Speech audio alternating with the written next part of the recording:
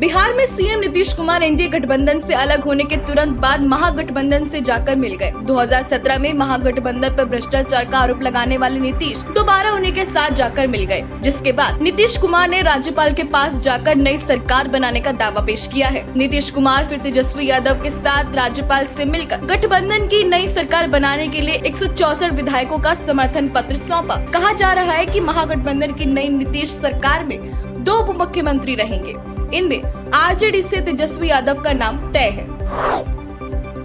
बिहार में नीतीश कुमार के महागठबंधन के पास जाने को लेकर बीजेपी कोर ग्रुप की बैठक हुई, जिसमें केंद्रीय मंत्री गिरिराज सिंह, बिहार बीजेपी अध्यक्ष संजय जायसवाल, रविशंकर प्रसाद, नित्यानंद राय, अश्विनी चौबे समेत अन्य सदस्य मौजूद रहे। बैठक में पार्टी के वरिष्ठ नेताओं ने आगे की रणनीति पर चर्चा की। बैठक खत्म होने के बाद बीजेपी कार्यालय से बाहर निकले केंद्रीय मंत्री गिरिराज सिंह ने कहा कि नीतीश कुमार की महत्वाकांक्षा जागी है, वह अपनी नाकामी दूसरे पर थोप रहे हैं। उन्होंने कहा कि नीतीश जीवन में कभी प्रधानमंत्री नहीं बनेंगे। वहीं बैठक के बाद प्रेस कॉन्फ्रेंस में रविशंकर ने नीतीश कुमार को चारा घोटाले की लड़ाई याद दिलाई।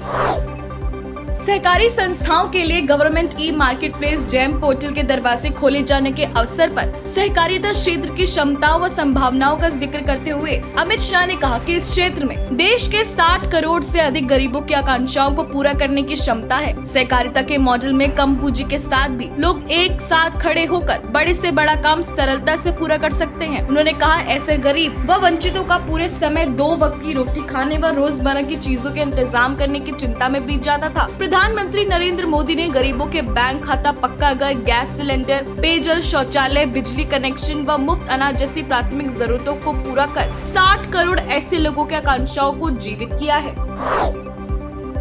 देश में स्वतंत्रता दिवस के पहले धमाके का षड्यंत्र रच रही ISIS के संदिग्ध को यूपी ATS ने आजमगढ़ से गिरफ्तार किया है। संदिग्ध का नाम सबाउद्दीन आजमी है, जो ISIS के रिक्रूटर से सीधे संपर्क में था। यूपी ATS ने उसके पास से ID बनाने का सामान भी बरामद किया है। मोबाइल डाटा खंगाले जाने पर संदिग्ध द्वारा ISI द्वारा आतंक और जिहाद के लिए मुस्लिम युवकों का ब्रेन वॉश करने के लिए बनाए गए टेलीग्राम चैनल अल सकर मीडिया से उसे जुड़े होने के सबूत मिले। बताया जा रहा है कि आरोपी सबाउद्दीन AIMIM का सदस्य है।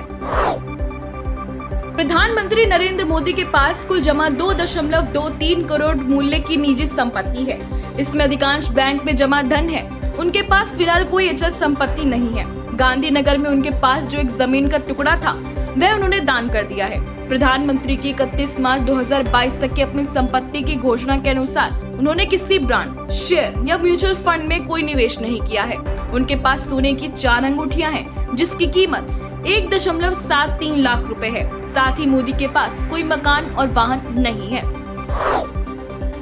गुजरात में RTI के दुरुपयोग और उससे सरकारी अधिकारियों से बार-बार सवाल पूछकर परेशान करने के आरोप में 9 लोगों पर आजीवन RTI दाखिल करने को लेकर बैन लगा दिया गया है। गुजरात सूचना आयोग की तरफ से कार्रवाई की गई है। इसके तहत अब सूचना के अधिकार का उपयोग कर वे सवाल नहीं कर सकेंगे और आगे से ना ही उनके आवेदनों पर जवाब दिया जाएगा। गुजरात में ये पहली बार है जब लोगों को सूचना हासिल करने के अधिकार से जिंदगी भर के लिए वंचित किया गया है।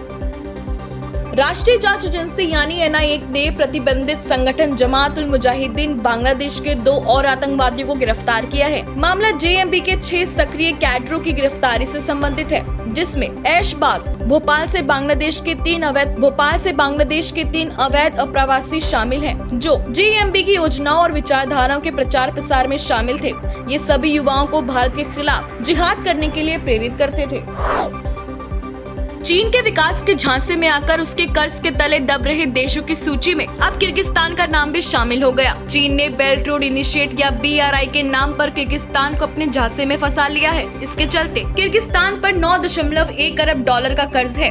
किर्गिस्तान पर विदेशी कर्ज या ये रिकॉर्ड स्तर है। इसमें चीन का सबसे बड़ा रोल है। इस पूरे कर्ज में 42% का कर्ज केवल चीन का है। चीन का किर्गिस्तान पर करीब 5.1 अरब डॉलर का कर्ज है।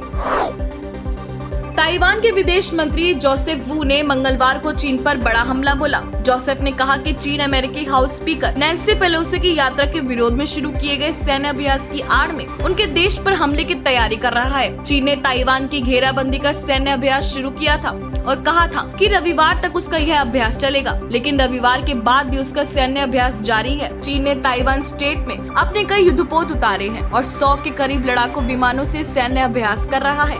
वह ताइवान के आसपास उसके जल क्षेत्र में मिसाइलें भी दाग रहा है।